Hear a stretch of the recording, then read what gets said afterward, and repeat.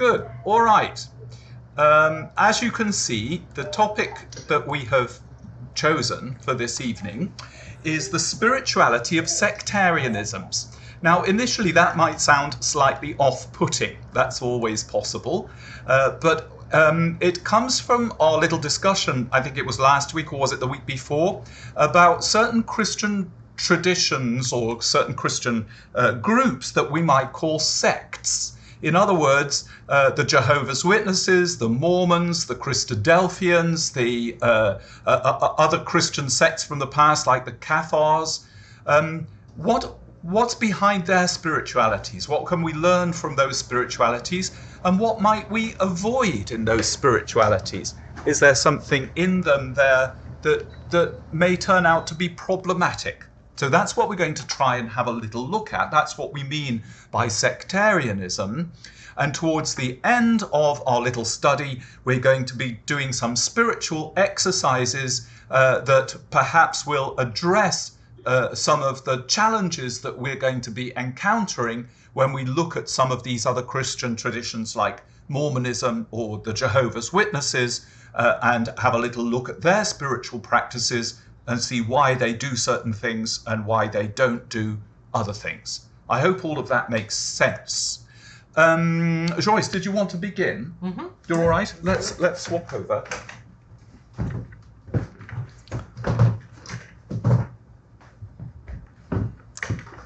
Hi, hello. So I'm going to try to guide you through the first steps of our reflection and meditation on sectarianism and see where it's going to lead us. And what we really want to say to begin with is that sectarianism is a human tendency. It's a human tendency to define oneself, and especially the group you belong to. And you're defining that as a separate group from others, because you assume that there are some innate or acquired qualities, identities, gifts that makes you different. So it's a process of distinction, and as such, it's not a bad thing, like it's a way of affirming your own autonomy to a certain extent. So it can be considered positive, just like it is a need for a child to distinguish themselves from their parents or their siblings. So it's a way to become aware also of your own gifts, your unique point of view. So if we understand sectarianism this way, it's like we're not going to say it's a bad thing, or that's not the purpose, and we really want to show that it's an innate tendency of every human being. However, in this process of distinction, there can be something harmful at stakes. When one when one's definition of themselves or their group implies the rejection of what I judge or what my group judges to be alien, either in me or in the persons in my group or the outsiders of my group. So this rejection can take many forms. It's many forms of cutting yourself from everybody else, to actually disengaging aggressively when you're encountering someone who is different. So that can be, for instance, by condemning them or forcing them to become like you. So you see, it's a deep question of identity which is behind, and the question of the fluidity of identities which are at stakes in this topic that we're going to encounter today. Personal identity, but also group identities, and how your personal identity is related to the group, and how you have actually at the same moment many identities which are always interweaving. So we're going to try to look at that from this spiritual perspective, okay? We're not going to only give you and we're actually going to go rather quick on actually describing some of what has been called sects. But we want to understand the processes and understand what's the spiritual questions at play, okay? So sectarianism is therefore not an asocial attitude at all. It is a deeply social and spiritual attitude. It is deeply socially damaging damaging when it takes the form of not caring for other people, for instance, or trying to control them through a form of religious community or religious belonging, through political belonging, through economical forms of identity or belonging, or nationalism. So you see, it's not, when we use the word sectarianism, we're not just thinking about religious sects.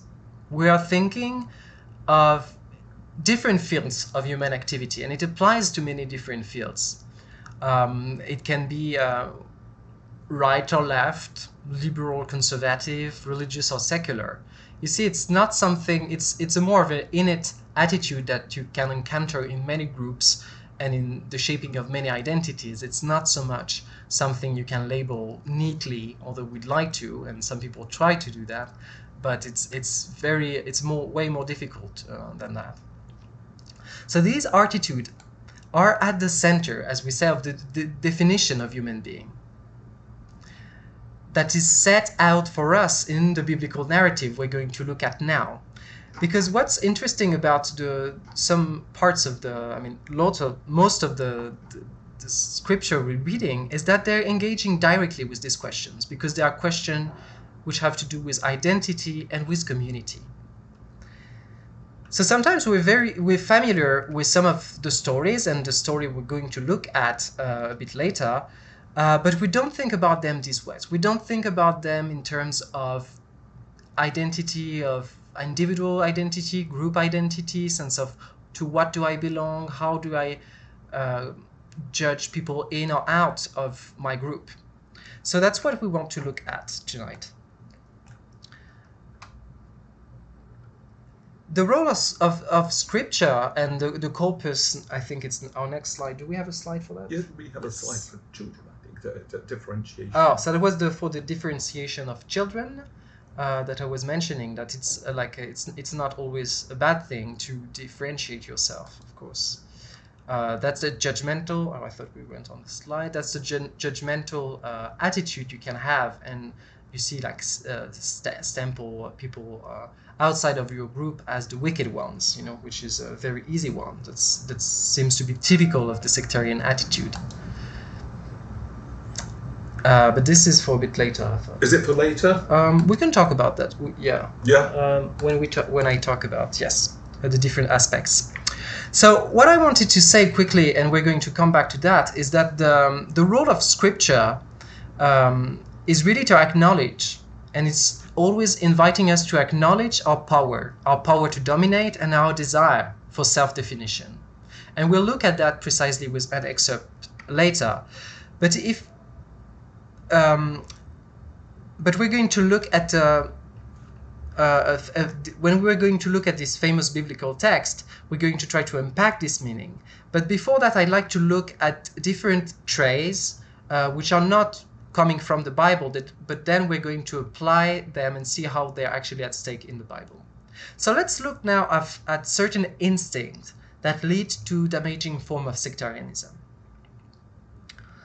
So there is first the desire. Do we have the slide for that later? Yeah, I think it's a little bit later on. Okay. Yes. Yeah. There. Creating, making other people. So we have the desire to make the world in our own image. So that in a sense, it's creating a world that nothing is different from us. So it's very, very comfortable world. It's a closed we're creating, and we love this type of closed system. So this is a very human attitude, because you have the tendency of not wanting to be harmed, and you think that the best way to do that is to find people who look like you. So you're not going to be threatened, you're not going to be pushed outside of your comfort zone. So it manifests itself in forms of controlling, sometimes quite despotic. Some cults have these traits in common, as to certain forms of secular organization. And here you can see some images that kind of like this. This one is very interesting with the lorem here. It shows how marketing, to a certain extent, and how some companies also manage to spread their own image, and then you recognize yourself in them, and you really create a form of corporate belonging, which is self-referential. And they're very artificially created very Yes. often too. So Yeah. this is like a generic advert on the right-hand side. Here's how to turn everybody into a consumer of this product. So I'm going to make you in my image because you're the sort of person that buys Chanel. You're the sort of person that buys Nike.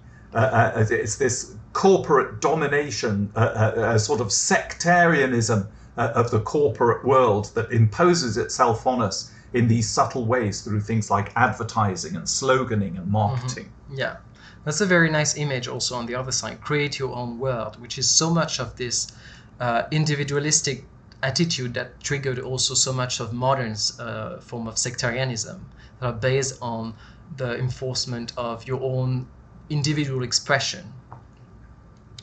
So there's this desire to make the world and others in your own image, but there's also the desire to enforce One particular narrative. to enforce one particular narrative, to enforce a form of conformity, and this is a way of fostering this sectarianism we're talking about. So this usually works by the sharing of a one-story narrative. You actually could see it already at stake. Oops. I can see the you corner. can't see the little corner. You can That's saw annoying, it isn't already at stake in the narrative of the corporation here, like whatever corporation it is. They're giving you one story of the corporation, which is usually the story of the boss. I mean, the le patronat. I don't know how you say that in English. Yep. It's never the story of the employees. So this one narrative, you can also find it in national narrative, which is a very good example of this form of sectarianism, because it's trying to enforce one view of the nation, but by doing so, it's also excluding other views. And with this very 19th century portrait picture of the Pilgrim's Father's Thanksgiving, you see what is represented and what actually is not represented, and how it is enforcing a form of sectarianism, because it's defining America as a linear progression, like linear history from the Pilgrim Fathers on, but it's not talking about in the same period, of course, of African enslaved people who came to Virginia, for instance.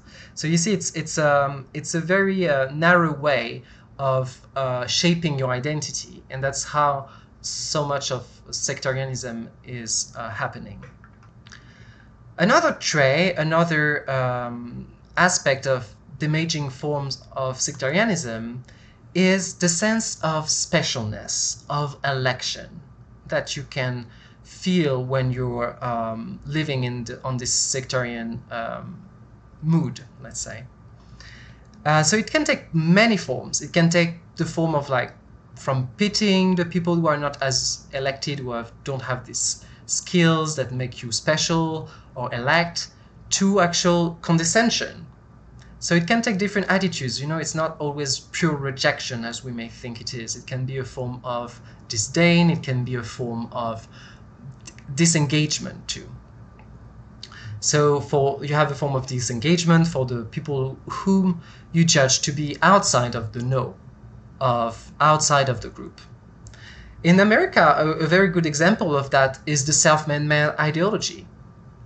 How it is shaping a one narrative that's creating a sectarian group, the people who belong to this who belong to this achievement, this capitalistic achievement. So this sectarianism can take so many forms as also some form of economical ideologies, you see, where people actually recognize themselves in this ideology and then want to follow it, although it's a law.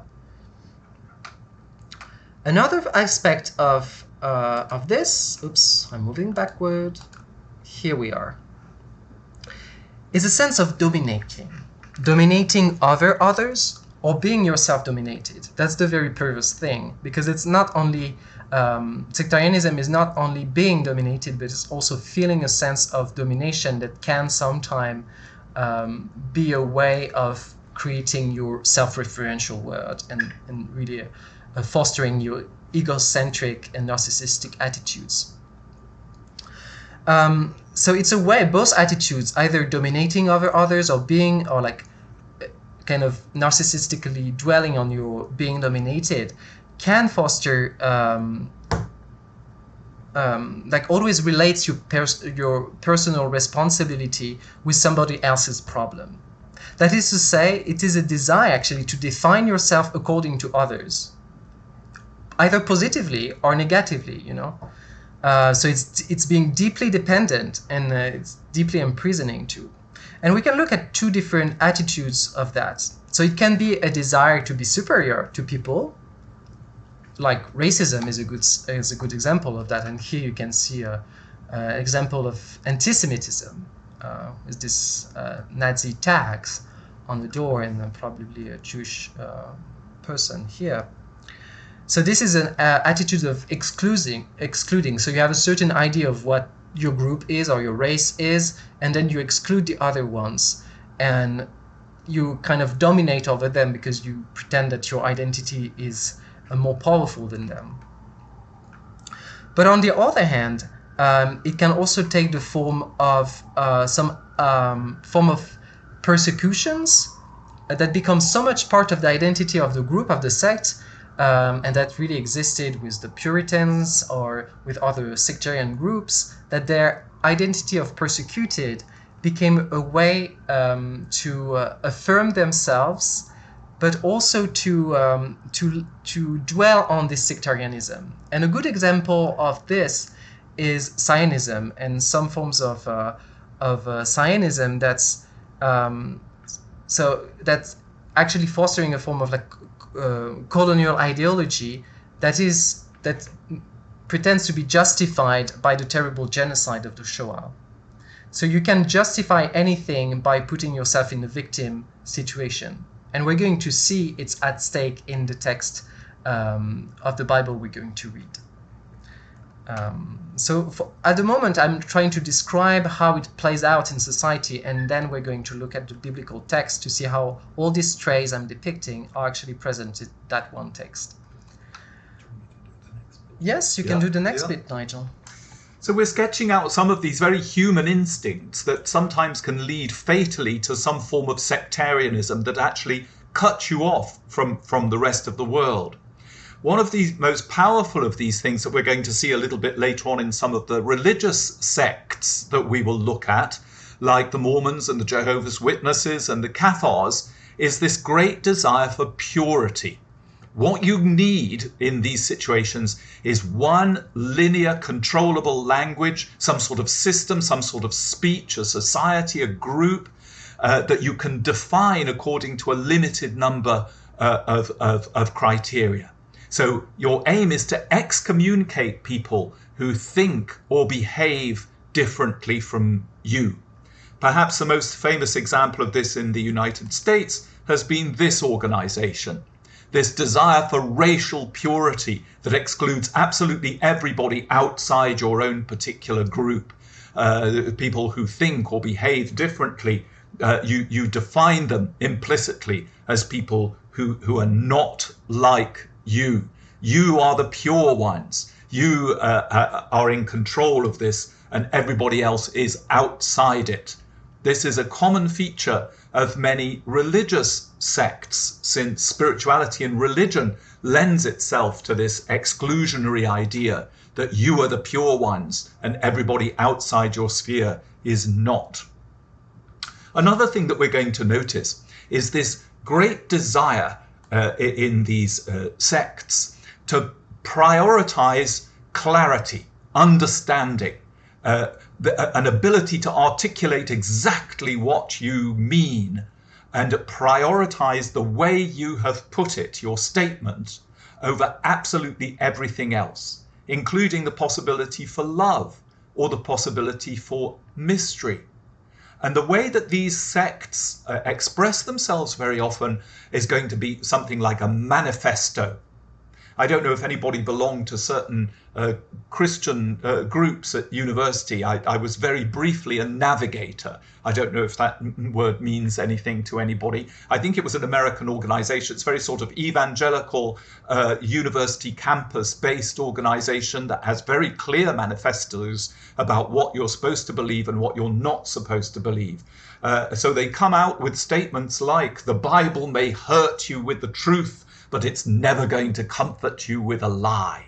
In other words, everything is really clear in the Bible, and I'm going to use it for one purpose or another to prioritize my clarity of understanding about what I mean by salvation, what I mean by justification, what I mean by sacrament. I'm going to make it really, really clear, totally unambiguous, and I'm going to leave all mystery, all ambiguity out of it.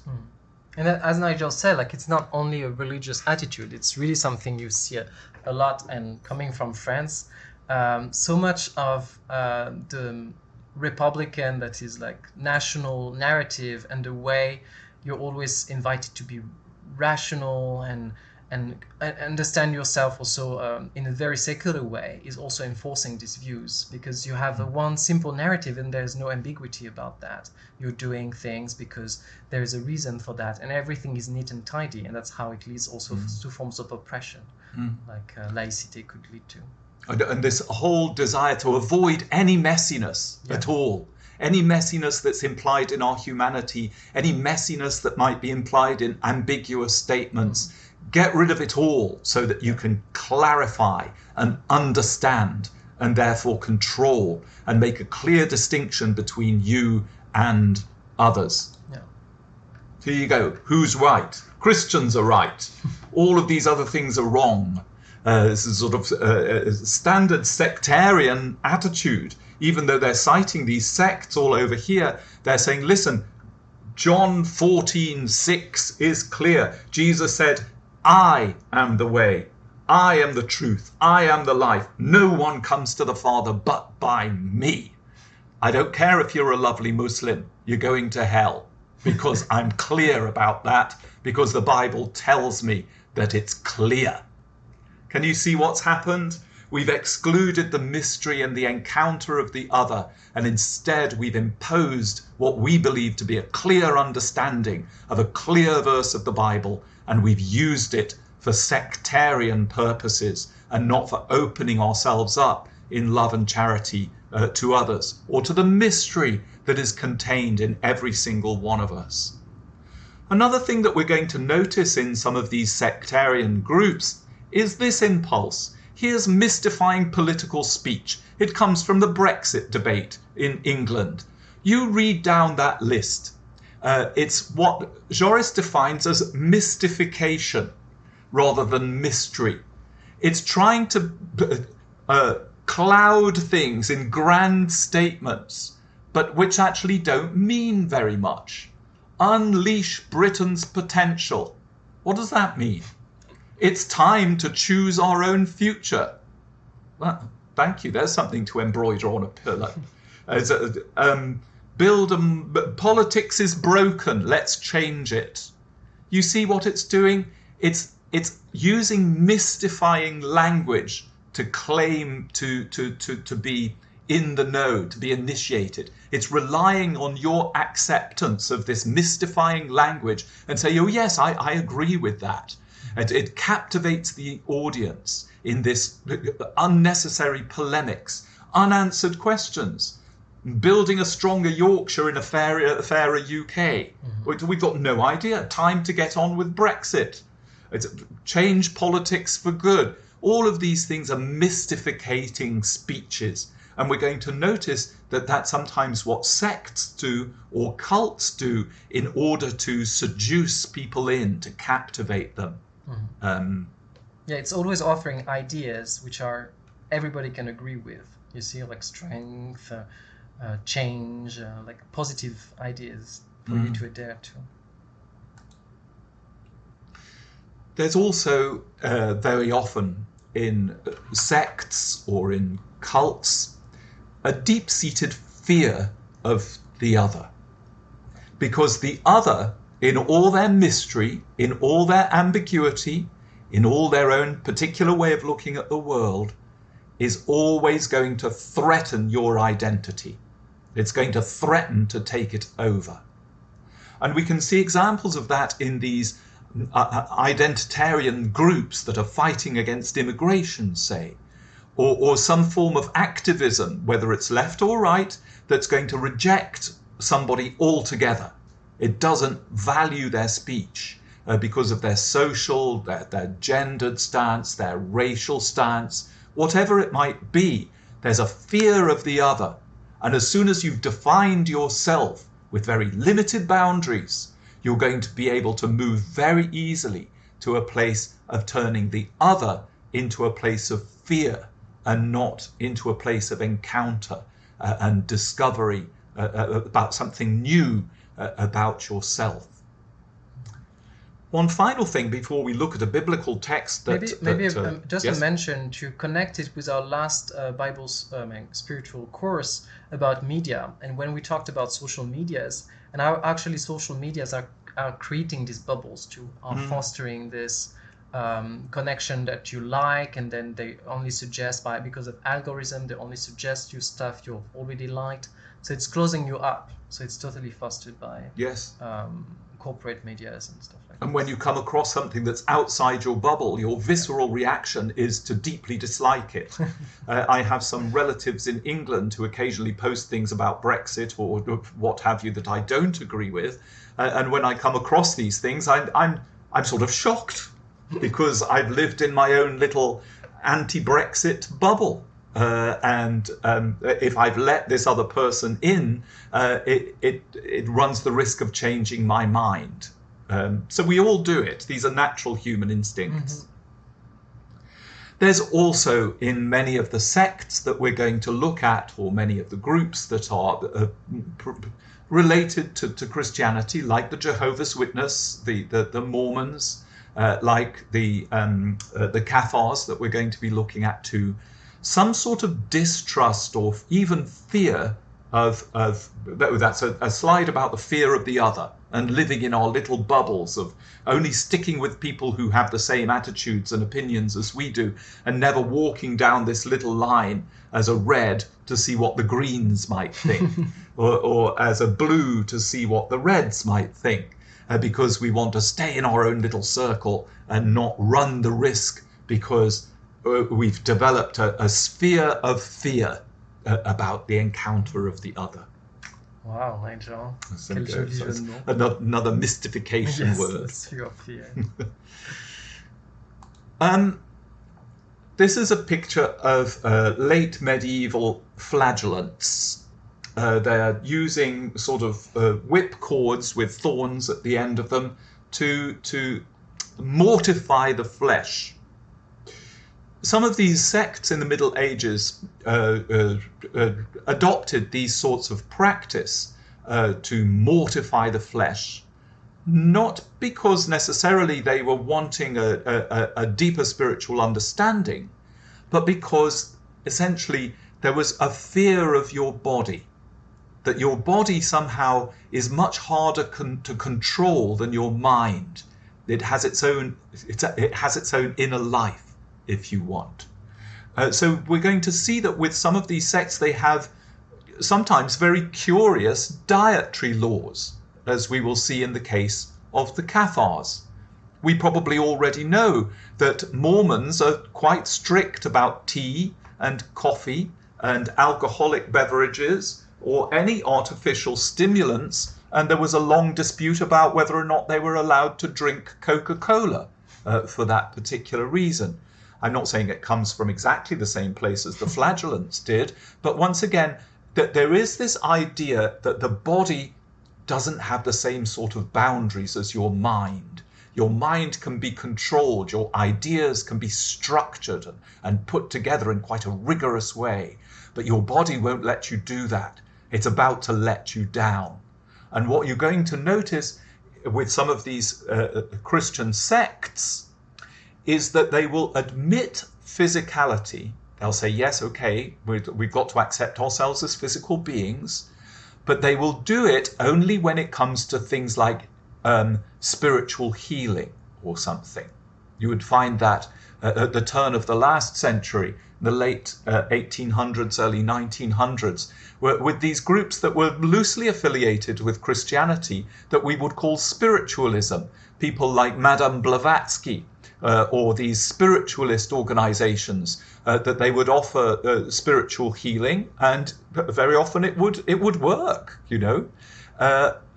Or they would offer communication with the dead, another way of accepting your physicality without admitting it, keeping it in a place of control.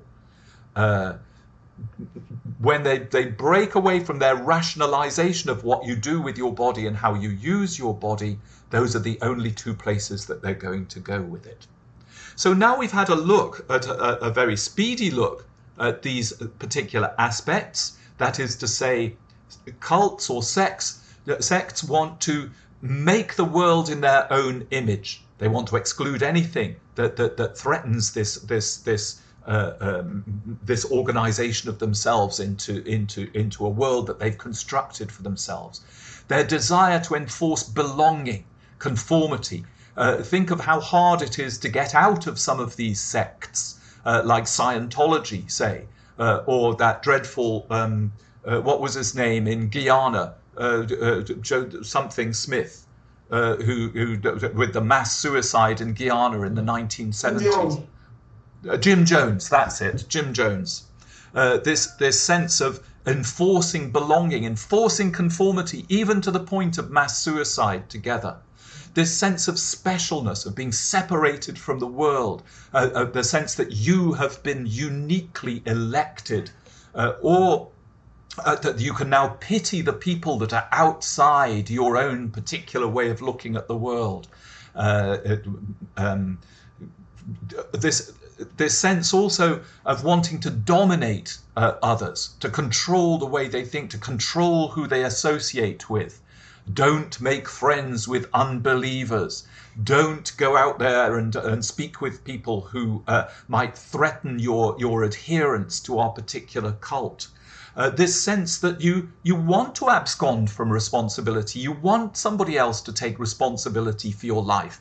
You want them to make all the decisions on your behalf because you're afflicted with that one of the 7 deadly sins, which is sloth. You can't be bothered to make decisions for yourself. So you give yourself up as a victim and say, you make all the decisions for me. It's not just one person that's dominating you. You're sometimes wanting that. You're saying, I don't want to make any decisions anymore. I want you to make all the decisions for me. This is also something that you can see in cults or sects. This desire for purity that we talked about. The excommunication of people who think or behave differently from you do. This priority of clarifying your understanding, putting a watertight intellectual argument for your own particular point, and then staying behind it and refusing anything that challenges it. This mystifying speech, this complicated language, say, of the Cathars, special vocabularies that you invent to describe certain things that are actually essentially meaningless. They're just a sense of control.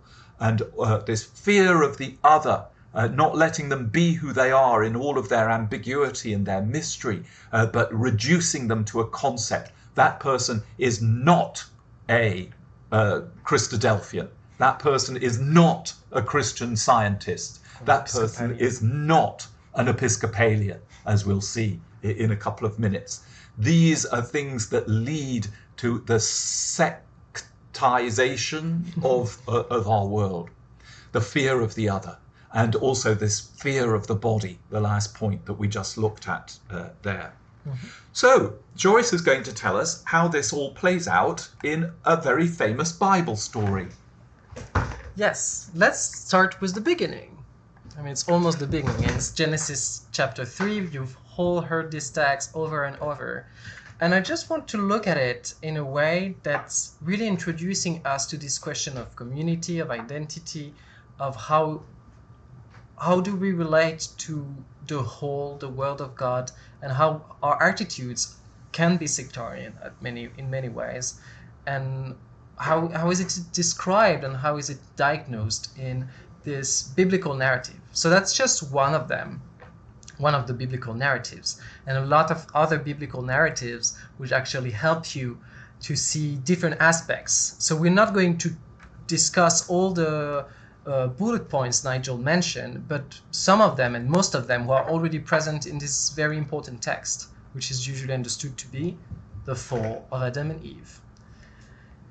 So we may actually read it, maybe not the whole of it. I don't think we're going to read the answers of the men and the women, but we can read this first part. Genesis 3. Now the serpent was more crafty or more cunning than any other wild animal that the Lord God had made. He said to the woman, "Did God say, 'You shall not eat from any tree in the garden'?"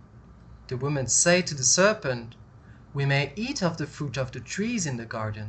But God said, 'You shall not eat of the fruit of the tree that is in the middle of the garden, nor shall you touch it, or you shall die.'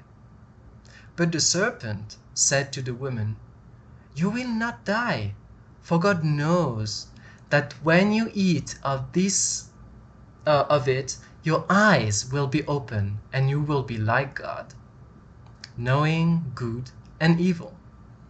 So when the woman saw that the tree was good for food, and that it was a delight to the eyes, and that the tree was to be desired to make one wise, she took of its fruit and ate. And she also gave some to her husband, who was with her, and he ate. Then the eyes of both were opened, and they knew that they were naked, and they sewed fig leaves together, and made loincloths for themselves. They heard the sound of the Lord God walking in the garden at the time of the evening breeze. And the man and his wife hid themselves from the presence of the Lord God amongst the trees of the garden. But the Lord God called to the man and said to him, "Where are you?" He said, "I heard the sound of you in the garden, and I was afraid, because I was naked, and I hid myself." He said, "Who told you that you were naked? Have you eaten from this tree of which I commanded you not to eat?" The man said, "The woman whom you gave to be with me, she gave me the fruit from the tree, and I ate." Then the Lord God said to the woman, "What is this that you have done?" The woman said, "The serpent tricked me, and I ate." The Lord God said to the serpent, and then we're not going to read the speech of the serpent, but you can go back in your Bible if you want to flip. And it ends with that. Yes, and the man named the wife Eve because she was the mother of all living. And the Lord God made garments of skin for the man and for his wife, and clothed them. So maybe you already picked up some of comparisons or connections to what we already mentioned about power, knowledge, and sectarianism in this attitude of Adam and Eve and the snake in this very famous narrative. So let's look more closely now at some of this. Here we are. So we first mentioned the desire to make the world and others in our own image, so that nothing threatens us and really manages to make this closed system. Eve's attitude to seize the fruit and to be like God is quite akin to that. Indeed, she's kind of afraid. She's afraid of being cheated by God, and that's in verse 3:5. The first and the serpent tells him, you will be like God. So this attitude is present in this text, you can see. Another one that you can see, it's also very present and really present in this text, is the desire for specialness and election. Because what the snake says is creating a sense of specialness. He tries to seduce them so that they covet some gift that will make them even more special, because they're already special, they're the first humans. So they covet something that will make them special. But what's interesting in this text is that the big fallacy of the snake is that Adam and Eve are already unique, and they're the most precious of God's creation. And so much of this attitude, sectarian attitude, will be this way of telling you there's something else you can aim at without actually acknowledging and being in contemplative state and realizing that so much of what they're offering you, you can reach it by this stillness. So this is how the snake is talking to them. Is trying the desire for specialness the snake is trying to induce is a very Gothistic one. Eve points to the snake when she's questioned to God. You see at the end, the serpent tricked me and I ate. And Adam does exactly the same thing. So it really shows that they're trying to defend their specialness. I've just flipped.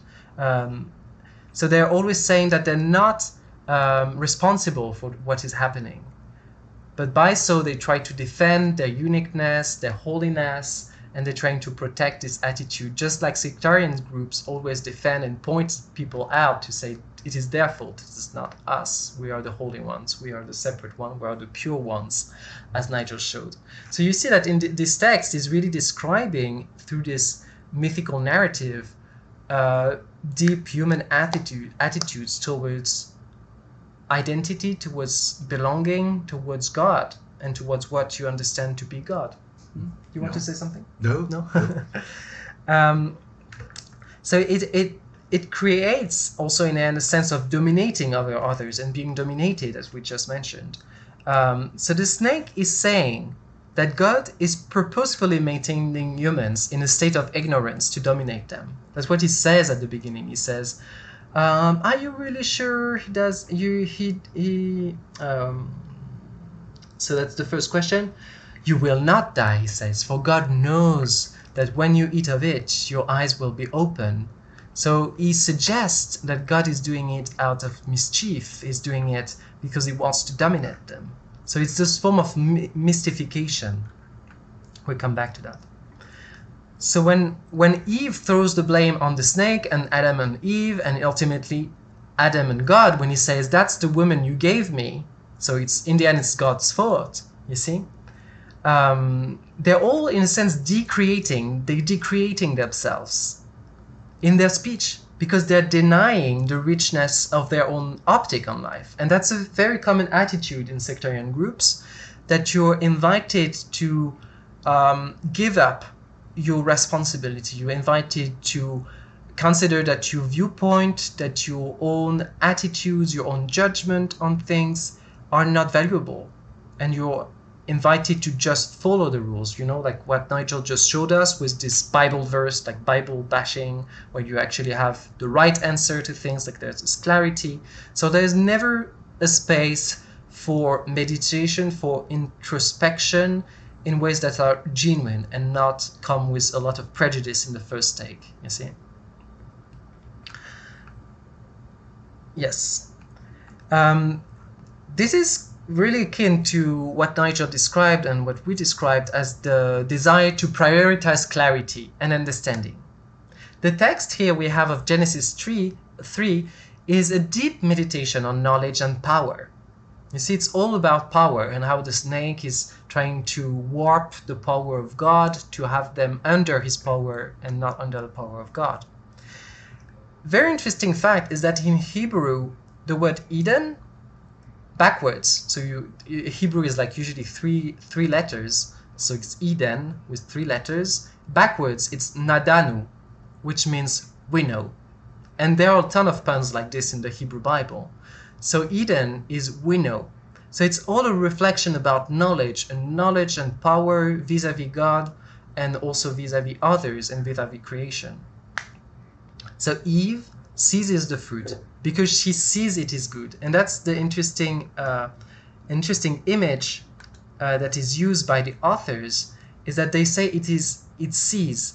And what we realize doing this work is that so much of the images used to talk about rational understanding is usually the sight. So it's usually the sense of seeing that is used to describe the intellection. And a lot of these communities, of this sectarian attitude, are built on this idea of seeing what is right and following what is right. And they would use a lot of imagery coming from light. You'll be enlightened, you'll be illuminated, and a lot of medieval sects would be alumbrados in Spain, for instance, and all this idea of illumination as something that distinguishes yourself, that shows forth your purity, also this association of purity with whiteness, you know, like it's coming together, this idea of sight, of purity, of brightness, and distinction, and in the end separation from what is dark. And a lot of early Christian sectarian groups also, and Nigel is going to talk about the Cathars a bit later, made the big difference between the darkness on one side and the brightness, and the word being on the side of the darkness and God being on the side of the brightness. So it's fostering binaries.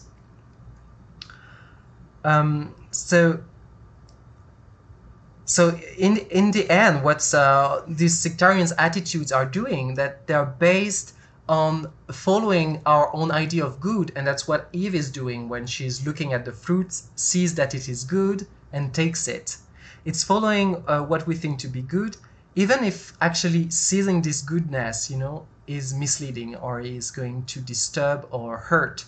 You see, that was the little quote that Nigel showed us with it is the truth. What was it, like with the Bible? About the Bible? Yes. The Bible will, something about comforting you with lies and hurting you with the truth. Hurting you with the truth. That's a very perverse and very interesting way that's usually used in this type of mystified speech.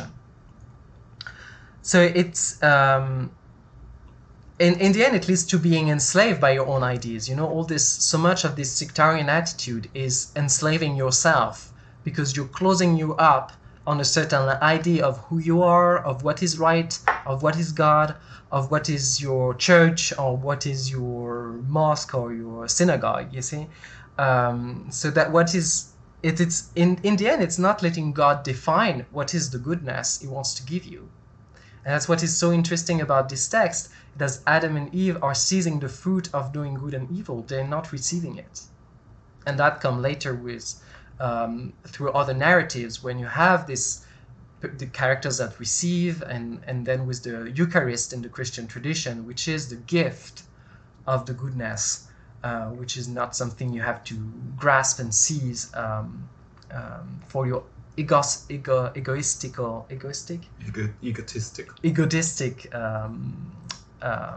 pleasure. So like Eve's attitudes, this sectarian attitude is usually prioritizing the understanding, the head, the view over the heartfelt senses like touch, smell, taste, hearing. And what's the big difference between these senses if we just look at them a little moment? The big difference between touch, smell, taste, hearing, and sight is that these four senses are way more ambiguous and mysterious. Touch, for instance, can be like it's not limited to a certain section, like in front of your head, you know, like it's way more diffuse, let's say. So you see, these features are really present. Nigel, do you want to talk about this part, mystification on speech? So when we look at this story, maybe we had some pictures actually. Yes, we did. Here we go. Here are some pictures of Adam and Eve doing their thing, and the serpent up there, and a rather wonderful parrot. Another one? Yes, there are several of them. Feels like it's our vacation pictures. Yes, we had. Yes, that's right. We looked at this picture last week, didn't we? About media. Yes, media. Yeah, because we could see the angel and the snake as two different forms of mediation. So if you want to reread these stories with the point of view and the reflection on media, just go back to our video of last week. Here's a more snaky-looking snake with Adam and Eve. I think this is in Chartres. Interesting. Yeah, that's a frequent picture there. And now that's for the mystifying Yes. speech. Yeah, here's the serpent with the forked tongue. Remember what we talked about, how politicians and others use mystifying speech.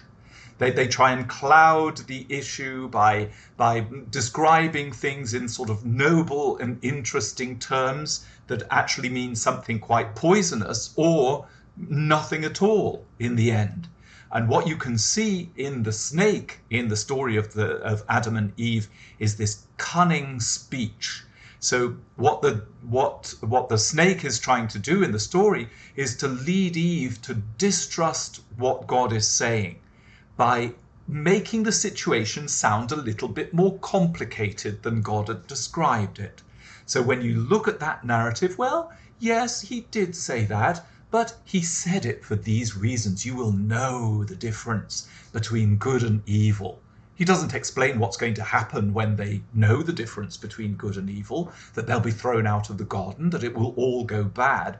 He uses this mystifying speech, this cunning speech, and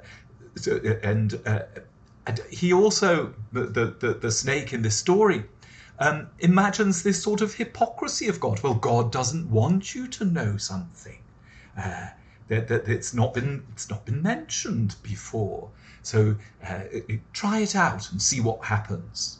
So this mystification, this putting mystery where mystery doesn't belong, is one of these tendencies. I don't know if any of you have been drawn into a Scientology personality thingy assessment where they wire you up with something. I remember one of our members had gone along to one of these things and came to a Wednesday evening Bible study rather worried by it.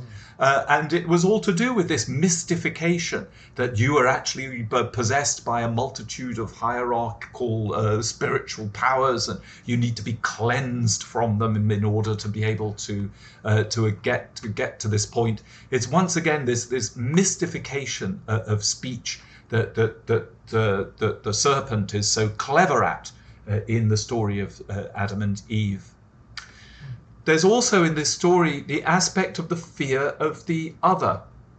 So Eve says, "Oh, it was all the snake's fault," and then at the end there, Adam is afraid. He's afraid of God's presence in the garden, so he hides. He's now frightened of God, who has become the other.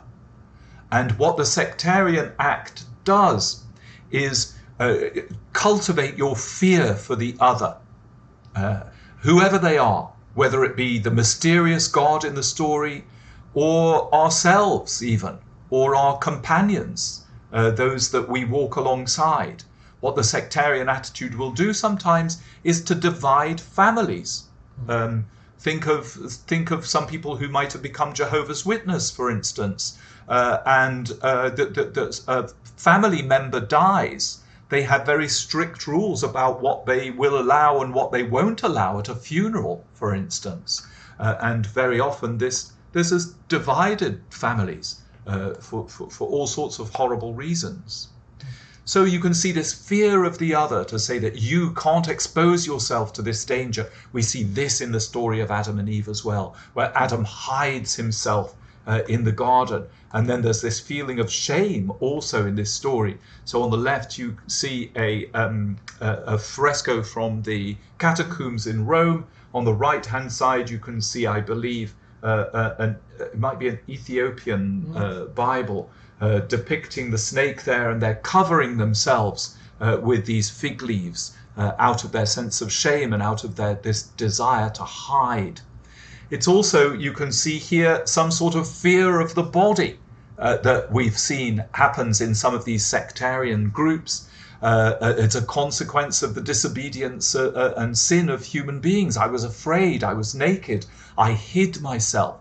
This fear of the body that we see in some sectarian groups is a consequence of this very heady or cerebral attitude to wisdom, where you just reduce it to the knowledge of good and evil and don't allow the body to have its own say in this business, its own mysterious say in this business. I think we might have another couple of pictures. Yeah, that's the one where he points actually to Eve. Yeah. Yes, yeah, he's saying, "Oh, she made me do it." So he loses his identity, loses his body in the end when he's just pointing to others for the fault, the mistake, the flaw.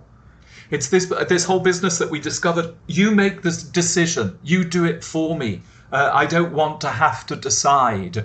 I just want to be controlled by Jim Jones or by whatever sect leader that we've chosen. And this happens within mainstream denominations too. You can make the Pope that sort of leader. I don't want to decide about this. I'm going to do whatever the Pope tells me to do, or I'm going to do whatever my particular Christian leader at the church tells me to do.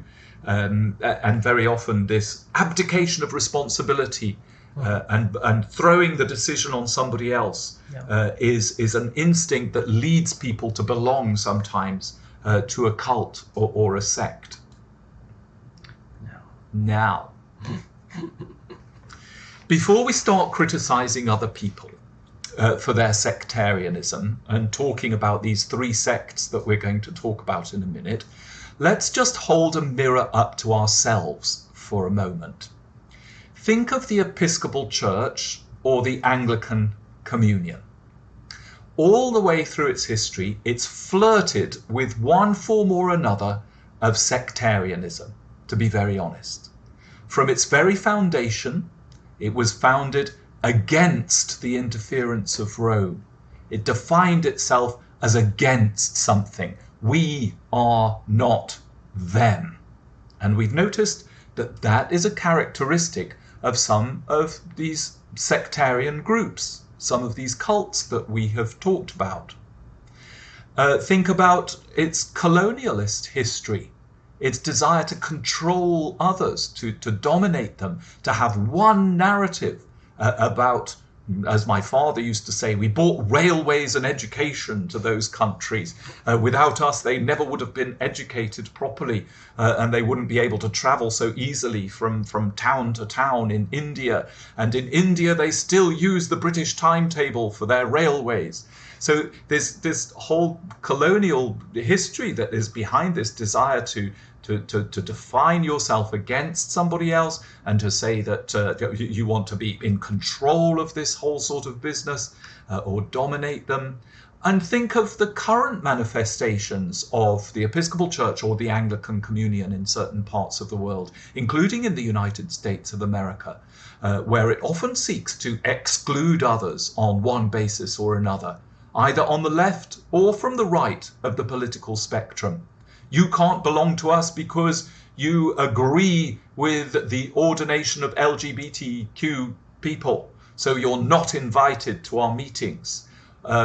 We don't agree with you because you have polygamy in your parts of Africa, and we don't want to accept you into the Anglican Communion because we don't agree with that. We want to exclude people because they don't fit into our own particular systems of belonging. Here on the left, you can see the interior of the Anglican Church in Gibraltar. And there, all on the walls, you have the various different flags of the British colonies, including the Union Jack here up at the front. On the right-hand side, you can see Bishop Polk, who was a bishop, was he in Alabama? Louisiana. An Episcopal bishop in Louisiana who became a Confederate general.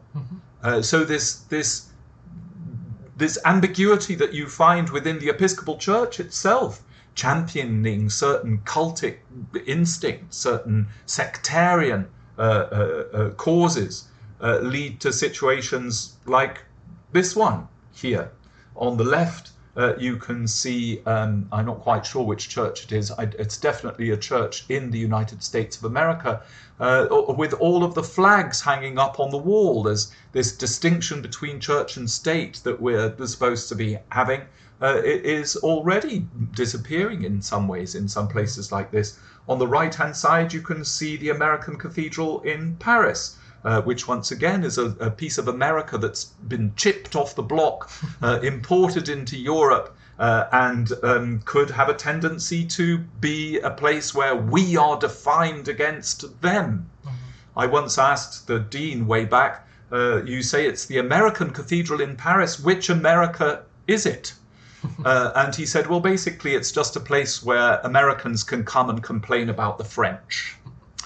So you can see this sort of cultic separatism, this sectarianism is at the heart of our own particular denomination too. Did you want to add anything? Yeah, I mean this attitude is usually an attitude for the church, and I think for the Episcopal Church and the Anglican Church and many churches that came out of the Reformation, it's usually attitudes of collusion with nationalism and national identities and different aspects of national identities. And I think in the Episcopal Church, for what I've seen of it, it's mostly, it's not going to be stated.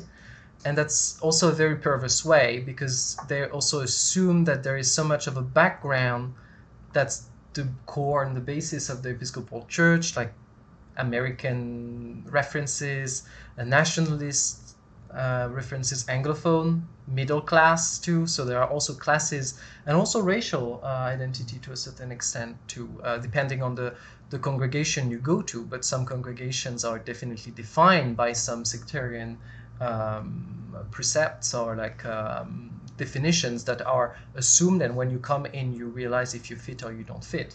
Yes, that's a really good point. Yeah. So let's now look at three very specific groups that we might define as sects.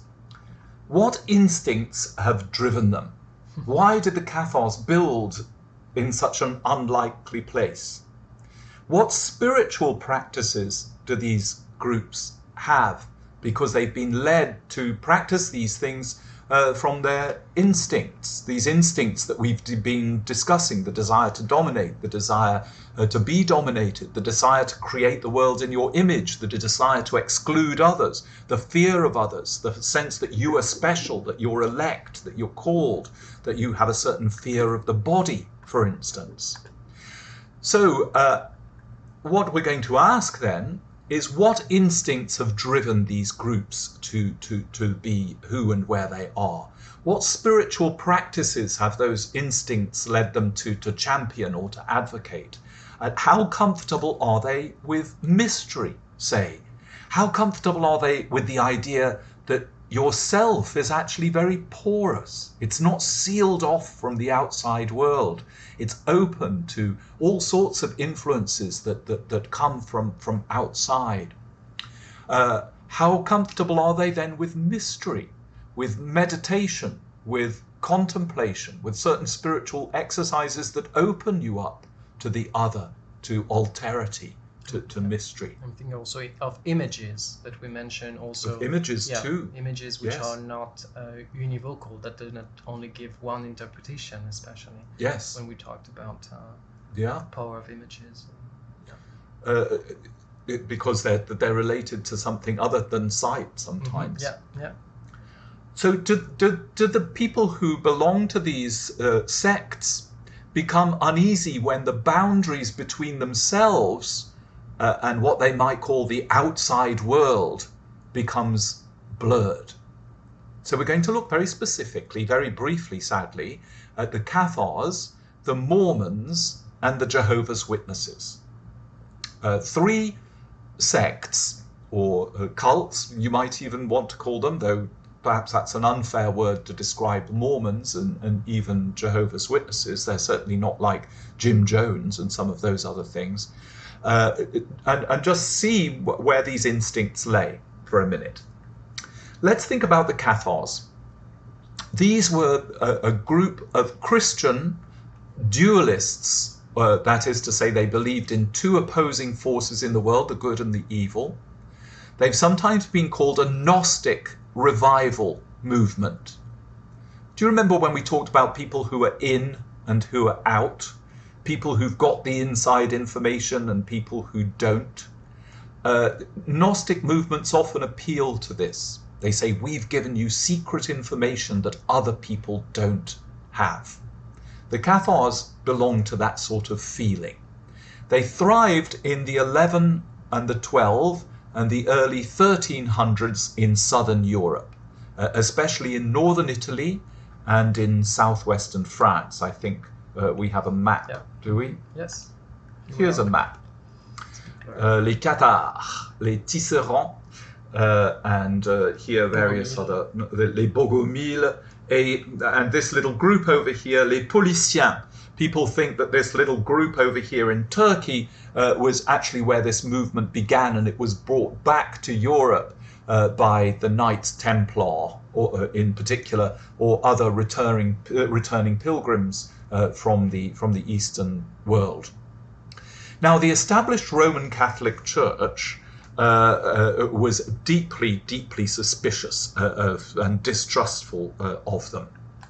And they led several military crusades against them in order to wipe them out. Some of these crusades were championed or preached about by Saint Dominic, the founder of the Dominican order. Here you can see them being thrown out of a town in the south of France. There are some very grisly pictures of the martyrdom, if you like, of the Cathars being burned in great piles or burned at the stake, being hacked to pieces, being driven out of their towns, being besieged in these extraordinary castles like that one that we just saw. I think that was that Pertus? Puylaurens, I think. Oh, Puylaurens. That's in the southwest of France, just before you get to Toulouse. So let's just think about what their spiritual practice is for. What did they think that the church was? What was their ecclesiology? What they did, quite typically, was to divide the world very rigorously into two polarities, the good and the evil, the people who were in and the people who were out. They said that the good God was the God of the New Testament, and the evil creator God was the God of the Old Testament. What did they think about humans who were members of these churches? Well, they believed that humans were sort of sexless spirits of angels, divine beings, who were trapped in these material bodies. So can you see some of the themes that we've just talked about are beginning to come out? This sharp distinction between who's in and who's out, a distrust of the body. They believe that these sexless spirits that are you and me would continue to reincarnate themselves in bodies until that they achieved something that they called consolamentum. This was a baptism ritual that people saved very often until very near the end of their lives, which raised you to the status of a perfected one, somebody who was so now Cathar, pure, that they would not need any more to be reincarnated in a body. Sometimes they would save this ritual until right at the end of their lives, when they were gravely ill. It may be a slander against them by the Roman Catholic Church, or by the Catholic Church at that time. There was only one Catholic Church in the West. They said that if people showed signs of recovery after they'd received this sacrament of consolamentum, this baptism, they'd put a pillow over their faces and suffocate them to death because they didn't want them coming round and risking being impure again. It's like that story of poor old Charlemagne who saved baptism until the end of his life. What did the Cathars think about purity? Well, they weren't at all happy with what we might call the physicality of our bodies. The fact that we already heard that they believed that we were trapped in a body. They actually denied Jesus' physical incarnation, and they said that he too was the human form of an angel, and his physical body was only an appearance. It wasn't real. And of course that led them to attack the practice of the Eucharist, because they said, well, it can't possibly contain the body of Christ. Christ didn't have a body in that sense. The real Christ was a bodiless spirit. And anyway, how could that possibly be true? Because when you eat the Eucharist, obviously it's got to come out somewhere on the lavatory. And how evil and vile and horrible is that? It involves accepting our carnality, our humanity. To admit that you go to the bathroom is something that the Cathars perhaps might not have wanted. Such was their distrust of the body. Now, they weren't all bad in a sectarian way. Just like with any sect or group that you might care to mention, with some notable exceptions, they had some good qualities too. They abstained from any food that they thought was the result of sexual reproduction. So, for instance, if a cow meets a bull and they have a baby, this baby has been the result of copulation, and therefore it's forbidden for you to eat it because it's come from an act, a bodily act. Therefore, they were mostly vegetarians. And eggs. Eggs. Yes, they could eat eggs, probably. Some people said that they ate fish too, but perhaps people didn't really... Well, no, they knew how fish reproduced. But fish seemed... Perhaps they didn't think that fish had any sort of carnal sex because they were so cold. Perhaps that's the theory.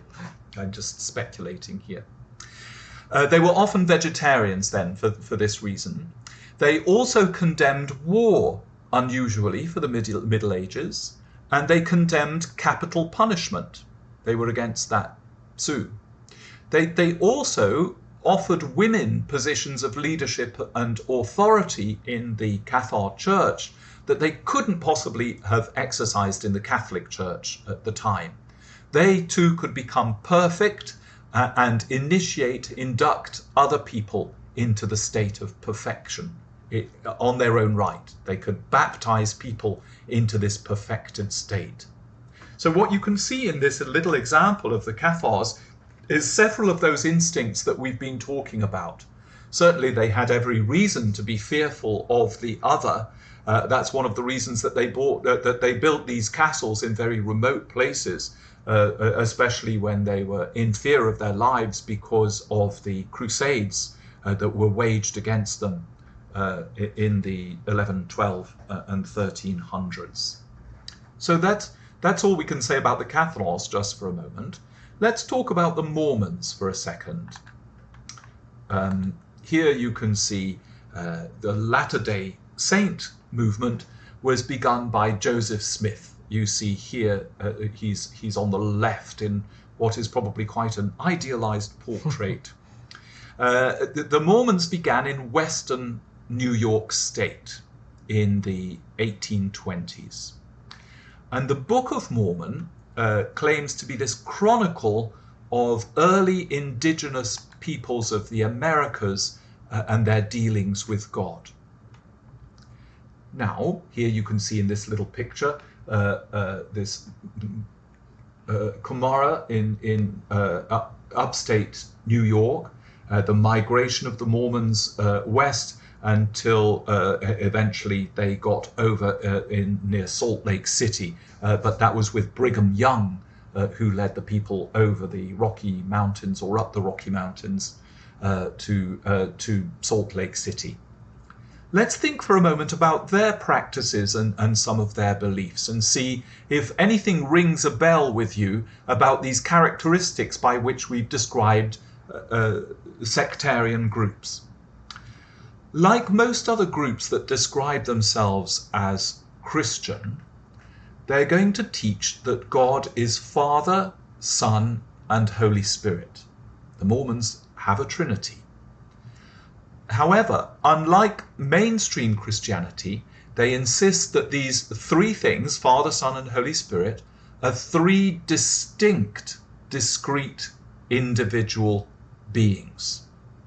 So, the Father and the Son have these perfected physical bodies, and the Holy Ghost, on the other hand, is a purely spiritual being, doesn't have a physical form. They believe that because of this spiritual being, that all human beings, therefore, everybody has the potential to become exalted, to be raised into a state of purity or exaltation. And once that has happened, they can inherit everything that God has, that everything that God is, that we can become Mormons and follow the Mormon path.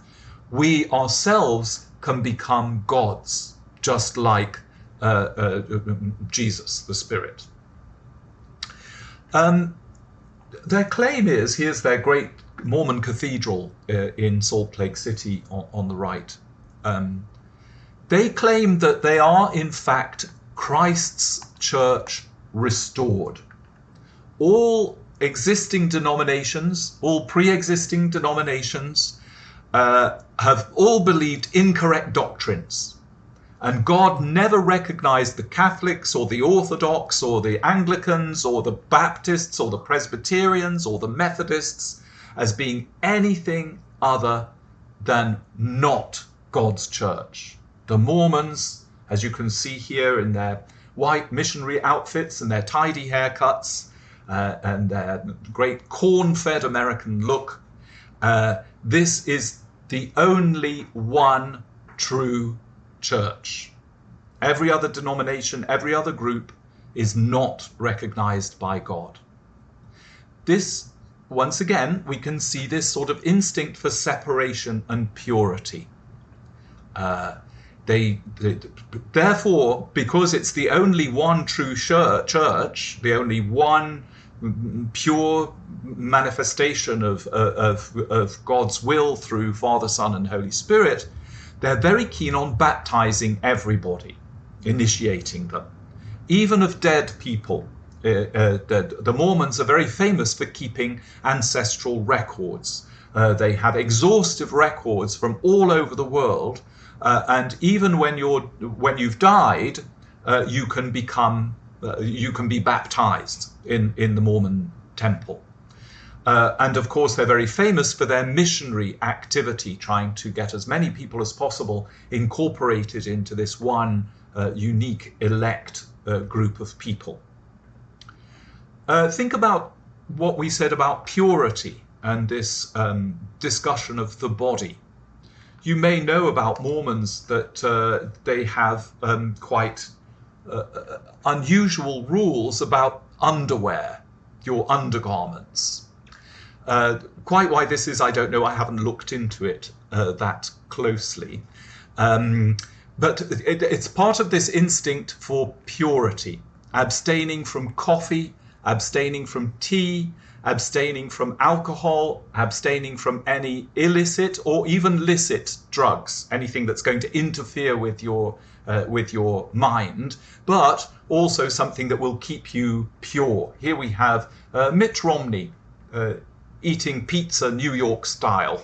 I think it made the news quite often. He was not using a knife and fork, which was considered to be an excellent thing in New York, at least.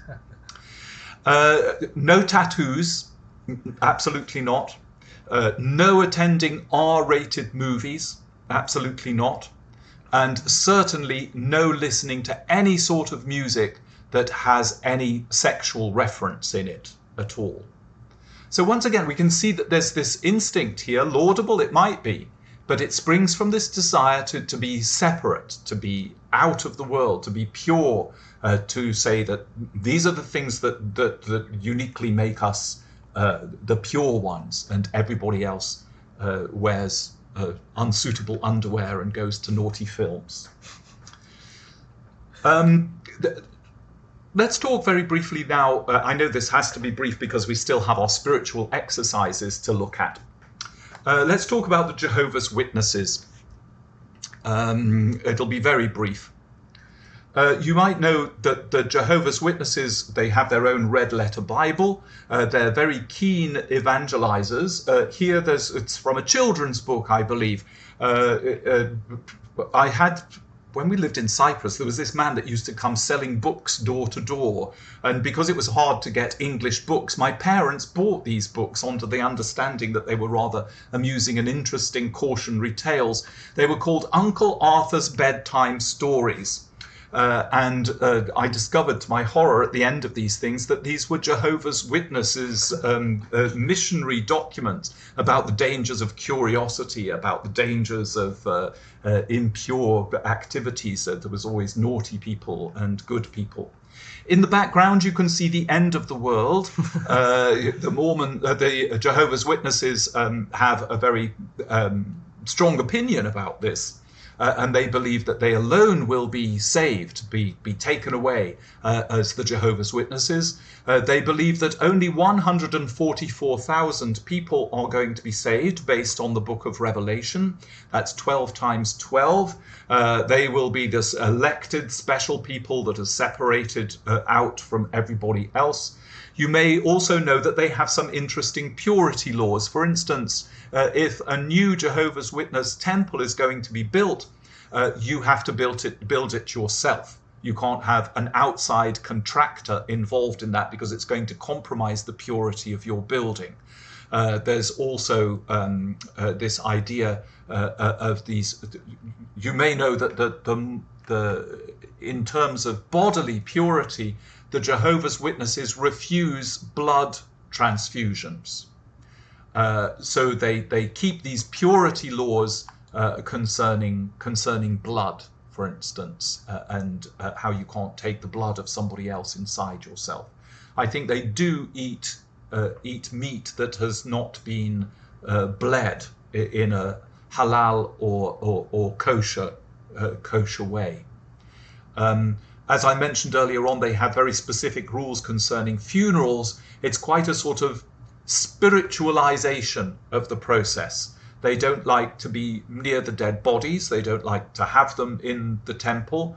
They have very rigorous laws about what a Jehovah's Witness funeral is supposed to look like, who can be invited and who can't. And this often creates tension within families. And if you go to a funeral home here in New York City, the people who run these funeral homes have been given very specific instructions about how to deal with a Jehovah's Witness funeral. So this also gives you a little idea of this separateness, a caution about the body and our physicality and the rules that surround it, both in terms of the purity laws about blood and about the way to conduct funerals. I'm sorry it has to be fast on those things. Perhaps we can explore them in a little bit more detail on a different occasion. But I hope that we've sort of explained some of the motivation that falls behind these things. So, unless we stay vigilant around all of these cautionary places, exclusion, fear, purity, distrust of the body, we always attempted to fall into some sort of cult status. That goes for absolutely any denomination, any group that you care to mention. So we need to stay awake. We need to learn something about the discernment of spirits.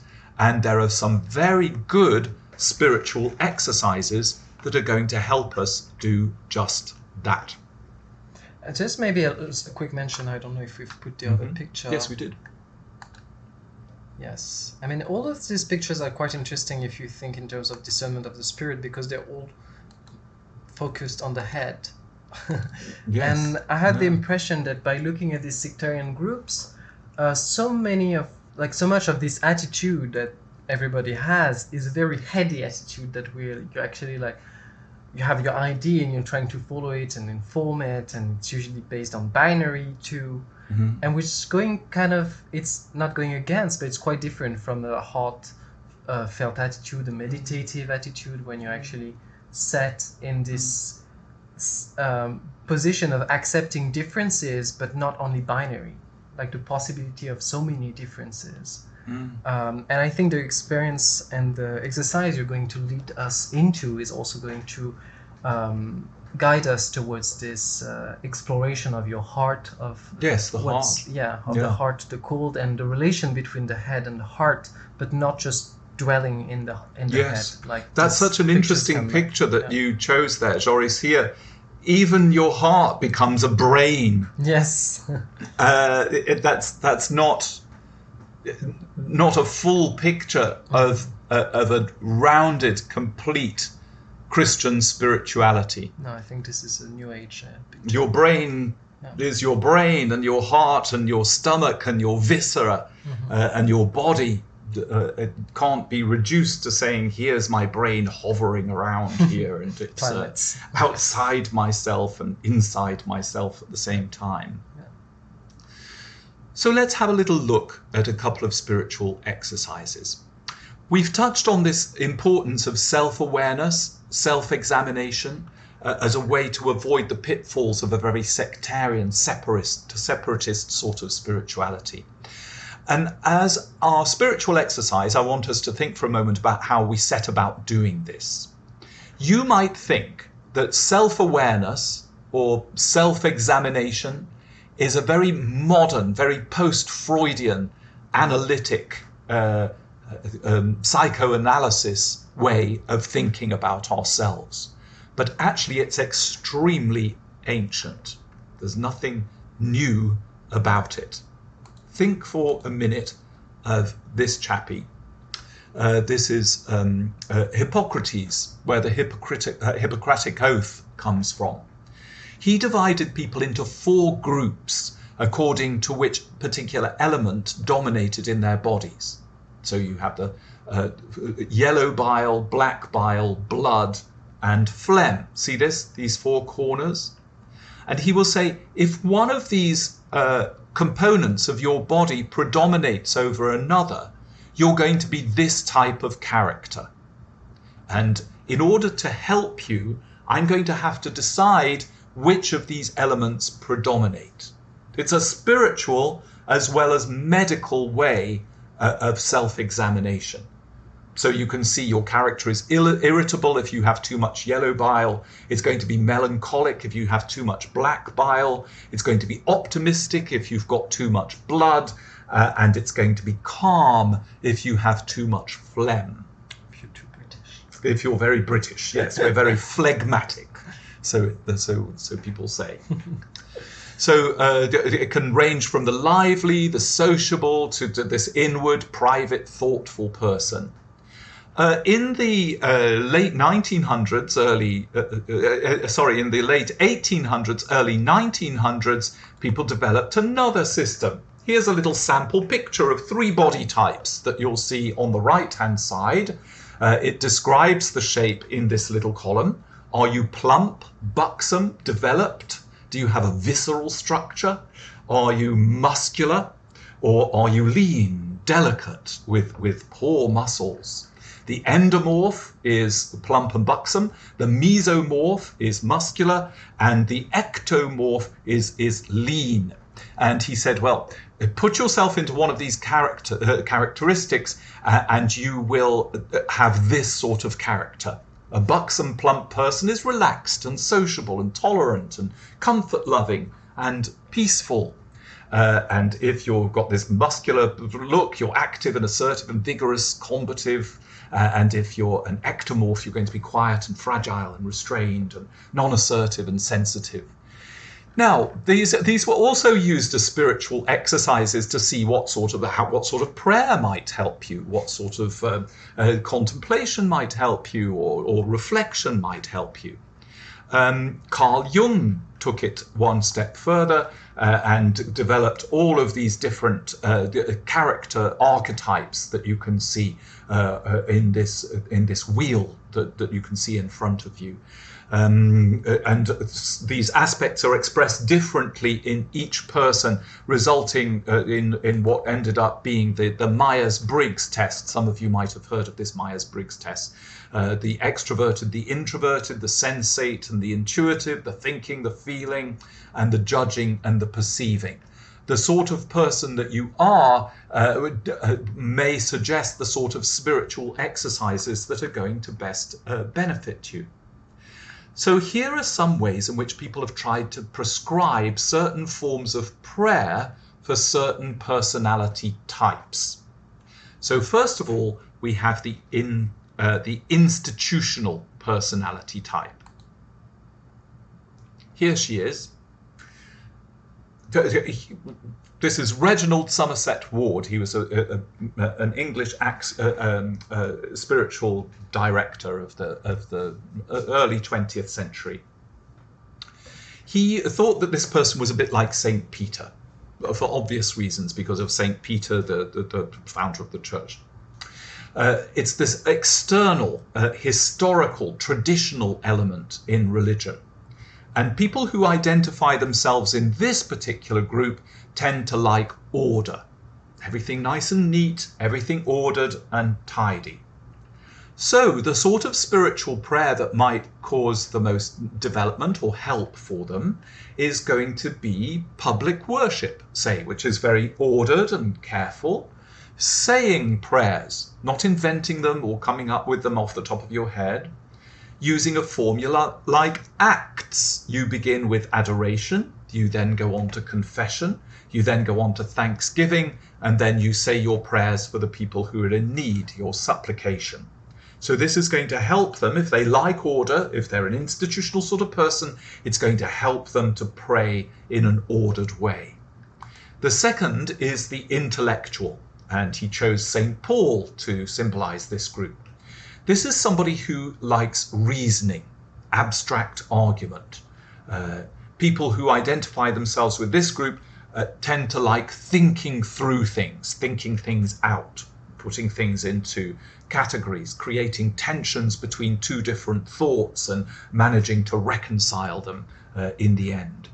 So perhaps if you're that sort of person that enjoys intellection and thought, the sort of prayer that you might find most helpful may be meditation on a Bible passage, the contemplation of a Bible passage, thinking through what other passages that it might relate to and reflecting on that in a meditative way.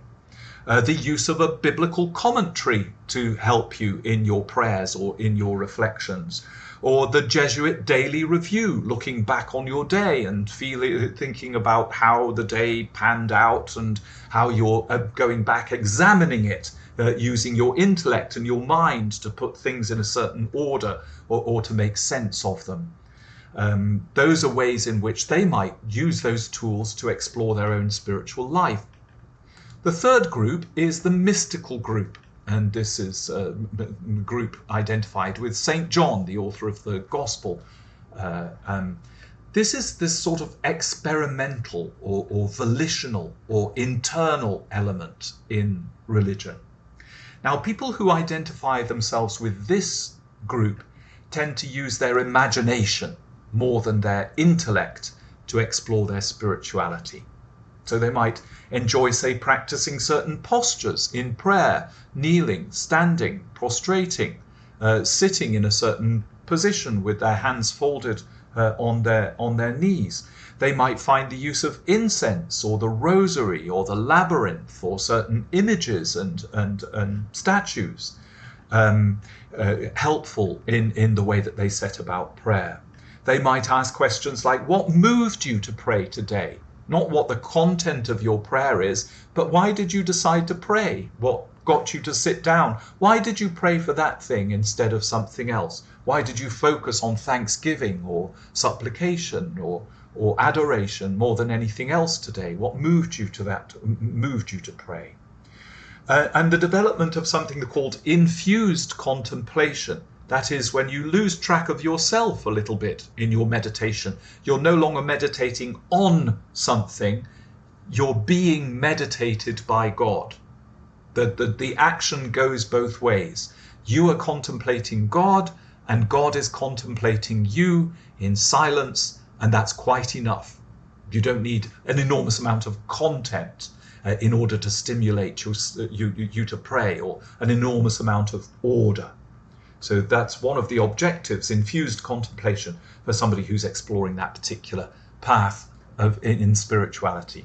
Now, perhaps only Christ himself had all of these elements perfectly balanced in his own spiritual life. None of us can claim to have a balance between all of these three things. Every one of us probably finds that we identify with one of these groups more than the others. And we'll inevitably be tempted to explore that particular aspect, the mystical aspect, the institutional aspect, the intellect aspect, more than the others. But what I would say is that if you concentrate on one of them at the expense of the two others, you will end up with a culty sort of mindset, a sectarian mindset. All of those traps that we mentioned earlier on, our spirituality will become sectarian because we are not open to all of these, to our intellect if we're mystical, to the rule of order and institution if we're intellectual. We need to balance all of these things out. So think of these three aspects more like spokes of a wheel that lead out from the hub to the rim. They're all different directions, three different directions. If you cut one or two of them out, the spiritual wheel will fall in on itself and it'll no longer propel you forward. It'll stick you in some sort of sect or in some sort of sectarian, isolated spot. I also wonder, like, that's his choice of these three personas and saints to embody these different attitudes. But I feel like when we did our study of like Marian spirituality, that was also a good, an interesting set of attitudes that also implies a different relation to imagination, to experience, to spiritual practices. Yes. So you can also extend this way of looking yourself in saints with as many saints as you want. Yes. Yeah. That's true. That's a nice point. I'm going to talk very briefly about this. It's the Enneagram.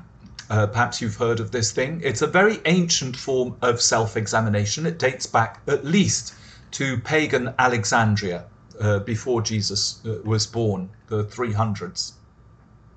And it's been adopted by Christians, by Jews and Muslims alike.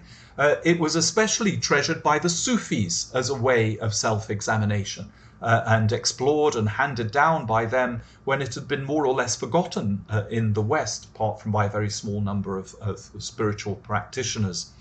It's perhaps a little bit too complicated to go into much detail on it this evening, but in general terms, it understands people in a series of 9 Trinitarian or binary contrasts. In bold here, you can see the 9 predominant characteristics. And you may feel yourself drawn to one of these more than another. You may feel yourself more of a peacemaker than a reformer, say, or more of an enthusiast than an investigator.